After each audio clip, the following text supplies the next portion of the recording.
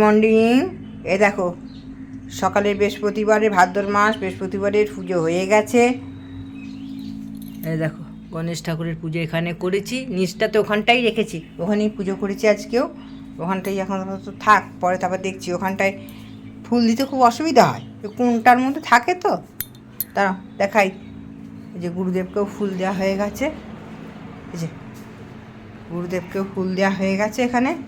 এই যে গুরুদেবকে আজকে একটা গোলাপ ফুল ফুটেছিল, দিলাম, দেওয়া গেছে। গোমাতাকে দেওয়া গেছে। মেঘলা ওয়েদার, এ দেখো একবার করে মেঘ করছে, একবার করে রোদ উঠছে, এই হচ্ছে। যখন রোদ উঠছে বৃষ্টি হলে হয় একটু, বলছে তো কাল থেকে আবার বৃষ্টি হবে খুব। যখন কালকে সবাই এসেছিলো, খুব ভাল লাগলো। আরও কিছু ব্যবস্থা করলে ওটা আরও ভাল লাগতো, কিন্তু কী করে করবো, কে সাহায্য করবে, কেউ করে দেবে না। হ্যাঁ, একজনকে এমনি আসতে বলেছিলাম যারা করে, তাই আসেনি, সৎসঙ্গে আসেনি। তো এসব করা তো দূরের কথা। একটা মা বললো যে এরপরে যখন করবে আমাদেরকে বললাম, না আসবো, এসে করবো। একা একটা বউটা থাকলে, ছেলে বউটা থাকলে তবুও হয়, কিন্তু কার ভরসায় করবো? যেন গেলবারও সেই দোকান থেকে এনে করলাম, সেই গেলবার সেই সেও ভাজা কি সেও ভাজা দিয়ে দিল, তার ঠিক নেই, সে নিয়ে আবার। তো ওই জন্য যা পেরেছি তাই করলাম। যাই হোক, এসেছিলো দাদারা সব, এটাই ভালো লাগলো। ভাদ্র মাস হয়েছে, পরে আবার যখন করবো পরে তখন আবার দেখা যাবে। আজকে বৃহস্পতিবারে পুজো হলো, এখনও রান্না কিছু হয়নি, রান্নার ব্যবস্থা চলছে, দেখা যাক কী করি। টিফিন হয়ে গেছে, তাই দাদাভাই মুড়ি খেলো, ছোলা সেদ্ধ দিয়ে মুড়ি খেলো, ছোলা না কাঁচা ছোলা দিয়ে মুড়ি খেলো। আর আমি চিড়ে খেলাম, যে গোপালের প্রসাদে চিড়েগুলো থাকে মাঝে মাঝে খেয়ে নিতে হয় ভিজিয়ে, এই কলা দিয়ে মেখে খেয়ে নিলাম অনেকগুলো চিড়ে। ওই রান্নাটা চাপাই, দুধ চাল দেওয়া হয়নি এখনও, দুধ চাল দিতে হবে। খাওয়া কালকে, তাই বলছি কালকে 5টা থেকে, আবার বলছি 5টা থেকে, 5:30টার পর থেকে 5:30টার পর নিচে ফুল তুলতে গেলাম, সেখান থেকে তাড়াতাড়ি করে এসে গণেশ চতুর্থীর সব পুজো জোগাড় যান্ত্রিক করে পুজো করলাম।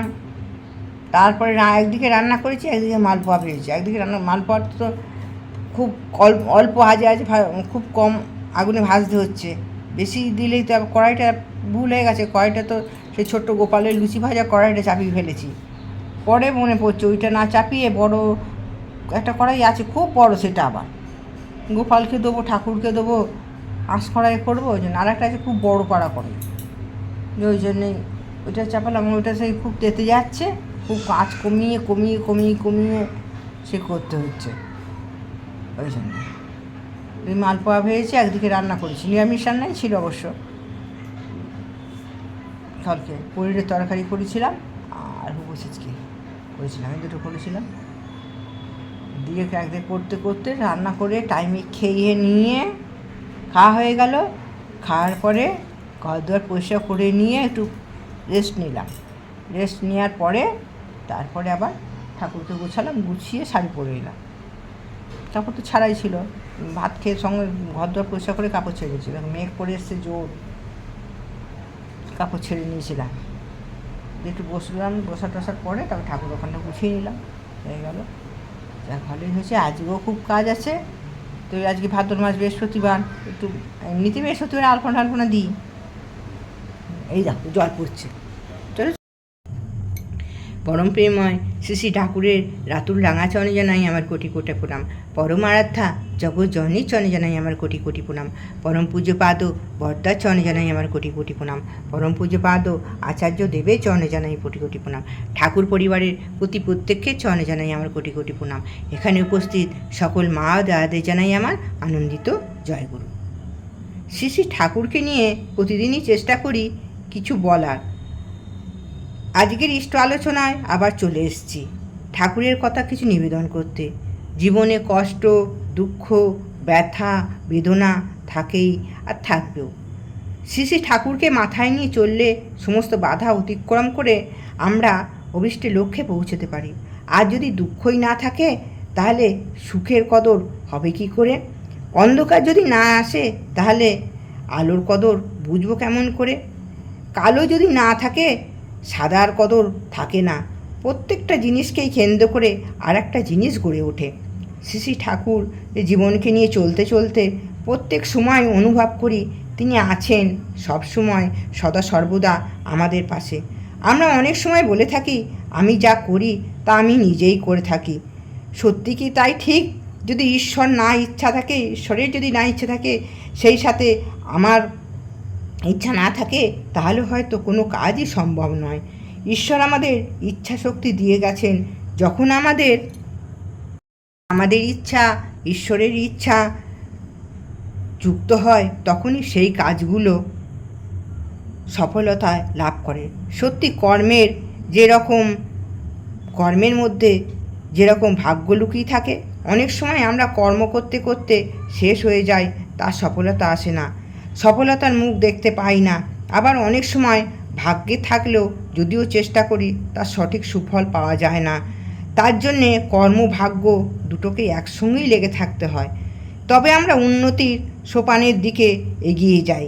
আমরা শ্রী শ্রী ঠাকুরের পথে চলতে চলতে প্রতিনিয়ত শিখে চলেছি, জীবনে ভালো থাকার শিক্ষা অনুভব করে চলেছি। তিনি আছেন আমাদের সাথে।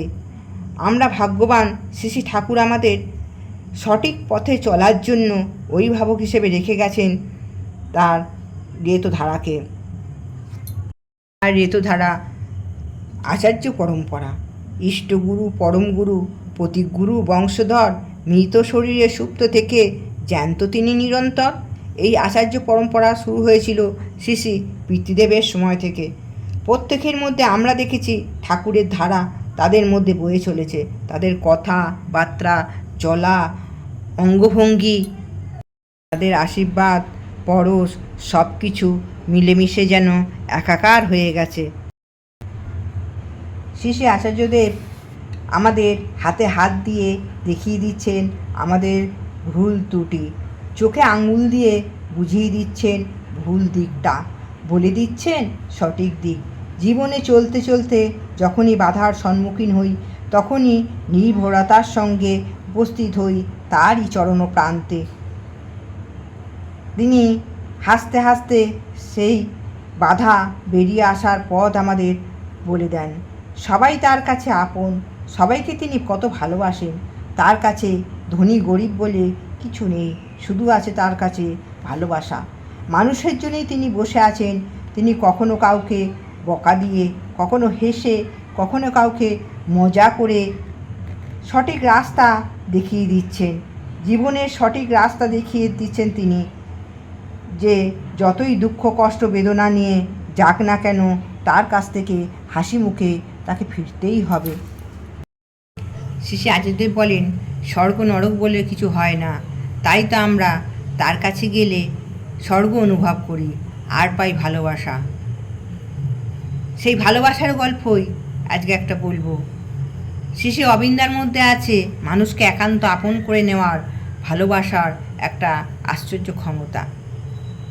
শ্রী শ্রী অবিন্দার জন্মদিনে 4 জানুয়ারি গেল বছর, তার কয়েকদিন আগে কিছু মা গেলেন দেওঘর বেড়াতে। সেইখানে যাওয়ার পরে এক মা হঠাৎ দেওঘর ঠাকুর বাড়িতে পড়ে যান।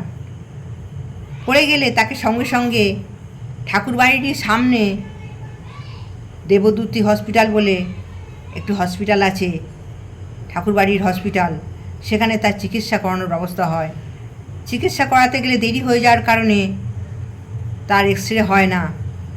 প্রাথমিক চিকিৎসা করে তাকে ছেড়ে দেওয়া, বাসায় পৌঁছে দেওয়া হয়, এবং বাসায় আসার পরে তার এত যন্ত্রণা হয় তিনি অজ্ঞান হয়ে যাওয়ার মতন হয়ে যান। তখন তাকে শ্রী শ্রী অবিন্দার কাছে নিয়ে যাওয়া হয়। অবিন্দার কাছে তখন প্রণাম নিবেদন সমানে চলছে। তাকে তার সমস্যা নিবেদন করলে সঙ্গে সঙ্গে অবিন্দা তার বাড়ির কাছে কোনো ডাক্তারকে দেখানোর জন্য পরামর্শ দেন, এবং তিনি বসে রইলেন না, সঙ্গে সঙ্গে সেখান থেকে উঠে ফোনে সেসব ডাক্তারের খোঁজ খবর নিতে লাগলেন, এবং কাকে যেন খুঁজতে লাগলেন। খুঁজে এক গাড়ির ড্রাইভারকে খুঁজে নিয়ে তাদের সেই কলকাতা যাওয়ার সঙ্গে সঙ্গে ব্যবস্থা করলেন, এবং গাড়ির ভাড়া তিনি ব্যয় বহন করলেন। তারপরে সেই মাটিকে কলকাতা নিয়ে যাওয়ার পরে সে নার্সিংহোমে তাকে পৌঁছে তার অপারেশন হলো, এবং যতদিন তিনি সুস্থ না হয়েছেন তার খোঁজ খবর অবিন্দা শেষে অবিন্দা সমানে নিয়ে গেছেন। তিনি সুস্থ হয়ে বাড়ি আসলেন। বাড়ি আসার কয়েক মাস পরে অন্য যা সব মায়েরা তার সঙ্গে দেহঘর গেছিল, সেসব মায়েরা তার খোঁজ নিতে গেলেন। তিনি বললেন তিনি এখন সুস্থ আছেন, কয়েকদিন পর আবার ঠাকুর বাড়ি যাবেন। এবং তিনি তার সাথে এটাও বললেন যে এর আগে তিনি অনেকবার অসুস্থ হয়েছিলেন এবং নানান রকম অপারেশনও হয়েছে, কিন্তু এই অপারেশন হওয়ার পর তিনি একদম সম্পূর্ণ সুস্থ হয়ে গেছেন। তাহলে আমরা মনে মনে ভাবি যে আমরা ঠাকুর বাড়িতে আসলাম, আমাদের কেন এরকম হলো? ঠাকুর যেটা করেন আমাদের ভালোর জন্যই করেন, আমাদের মঙ্গলের জন্যই করেন, এটা আমাদের জানতে হবে। শ্রী অবিন্দা বলেন, তোমরা আমাকে ভালোবাসো কিনা জানি না, আমি তোমাদের ভালোবাসি। এই হচ্ছেন আমাদের আচার্য পরম্পরা। এই বলে আজকে ইষ্ট প্রসঙ্গ আজকে এখানেই শেষ করলাম। জয় গুরু। সবাই সুস্থ থাকবেন, ভালো থাকবেন।